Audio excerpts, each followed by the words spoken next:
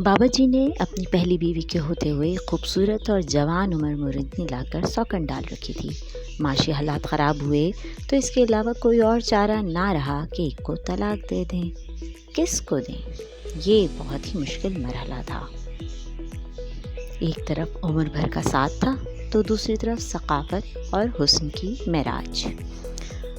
ताकि किसी पर जुल्म न हो, बाबा जी ने इम्तिहान लेने का फ़ैसला किया।